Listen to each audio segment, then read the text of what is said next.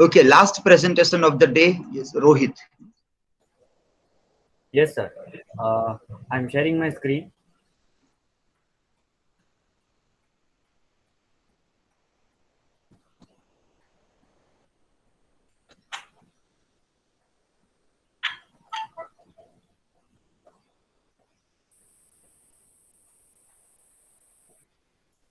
Okay. Uh, I hope my screen is visible. Yes, it is visible. You can Okay. start. Hello and welcome to everybody to this presentation. And my today's topic is post-colonialism in coexist waiting for the barbarian. And some of the points like post-colonial things which are happening in and around our today's time in Indian context, we will also try to see. And then a few analysis of Barbarian Girl also we will see. So the objectives of this presentation is to bring out the key points of post-coloniality from the text, and then comparing those contemporary national interest with the text, such as this our current pandemic is ongoing. So how far we are able to see that particular narratives with this particular post-colonial text also, and then the character of barbarian girls as nation also we will try to read. So let us begin.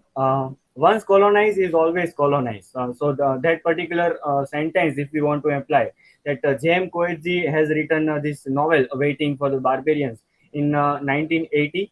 And then the novel highlights the coloniality and its effects on any given nation.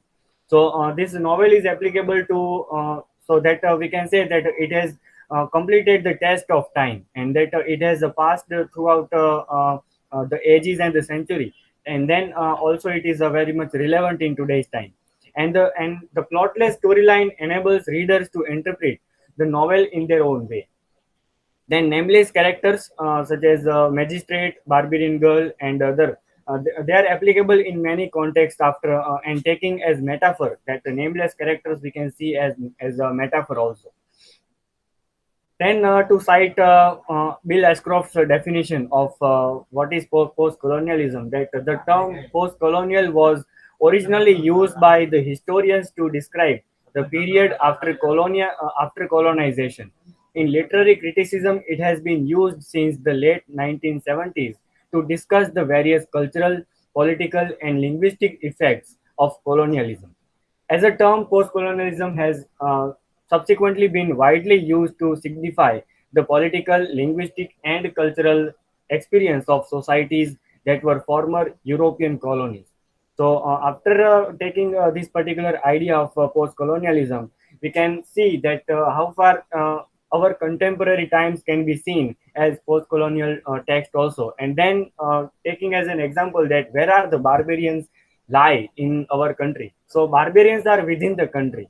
So, and if we try to put one very poignant question, that who are the barbarians of today's time, then and then we can take the examples of a lot many malpractices which are currently happening in today's time, especially in the time of COVID-19 crisis also. And then there are cases which are upsurging in the second wave of COVID-19, which are very shocking aftermaths also.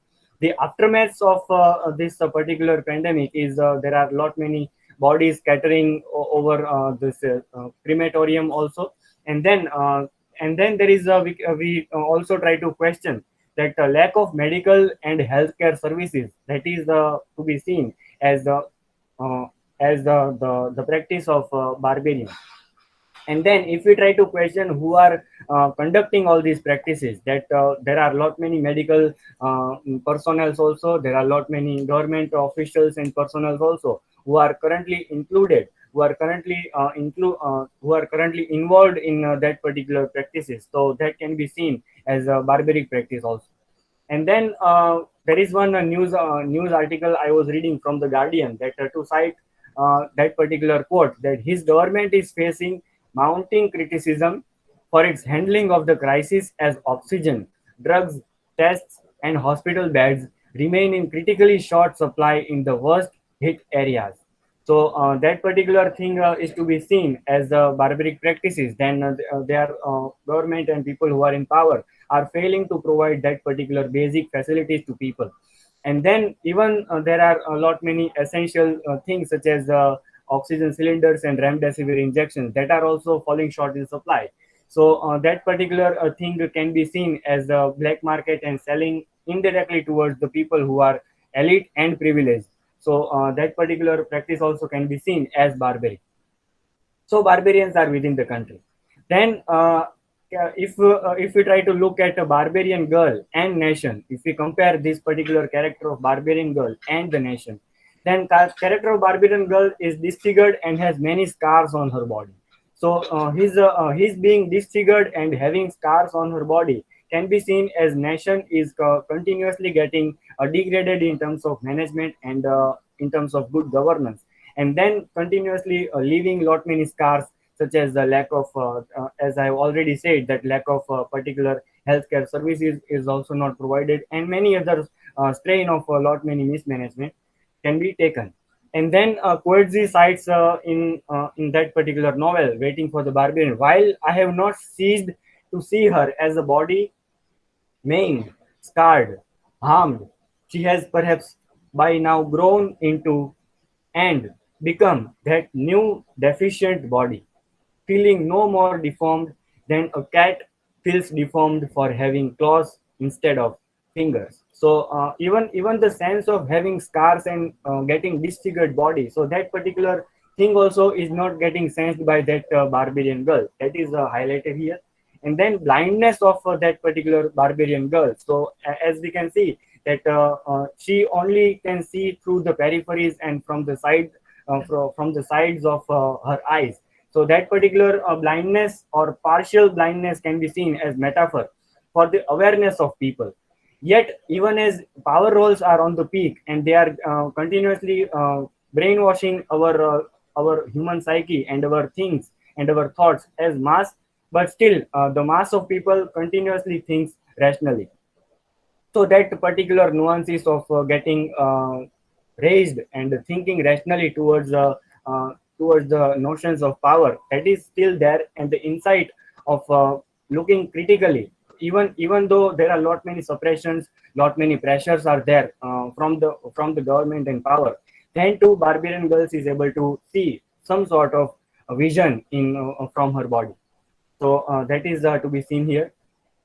And then at the end of the novel, what magistrate thinks is quite interesting to see, that I wanted to live outside history.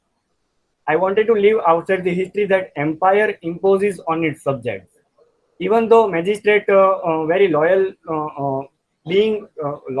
that magistrate being very much loyal to the empire, then to he ponders upon that particular empire, then how empire imposes on its subjects, and then even its lost subjects also.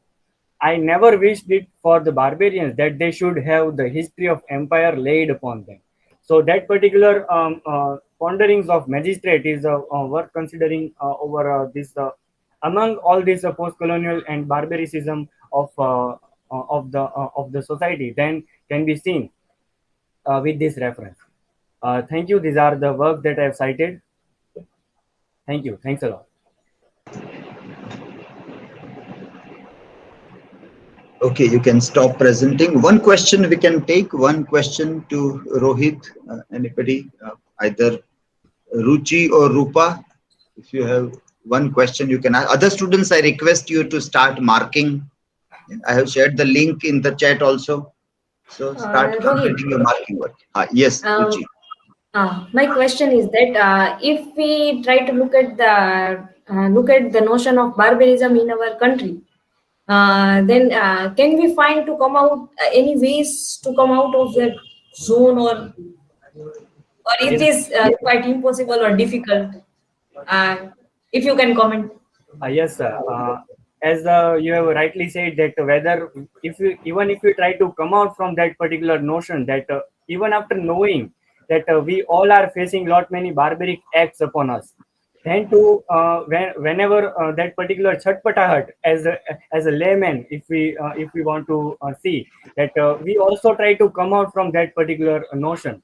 So whenever we try to come out or read power, that particular thing we have to keep in mind, that how we read power and then how we analyze all these actions of people, and actions of government officials, so to speak. So that particular thing we have to read in a particular way, whether we don't have to rely on very inauthentic sources. And then if we try to come out from that particular notion, and we just have to speak truth to the power. So that particular thing we all have to start mutually doing. No matter how far media is doing their particular duty, or how far this media and all other factors are working in that particular IT cells, so to speak.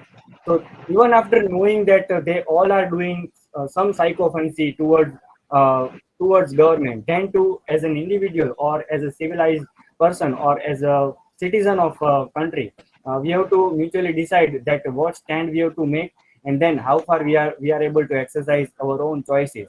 For example, a very small example, if we want to speak, that holding a pen is not at all action of rebellion, but driving our own thoughts with that particular ink, and that ink has to be seen by that particular people who are in power. So that particular weapon we have to hold, and then we have to speak truth to power, just as a resolution of this particular act. Thank you. Okay, yeah, okay. Thanks, Well answered and well presented also.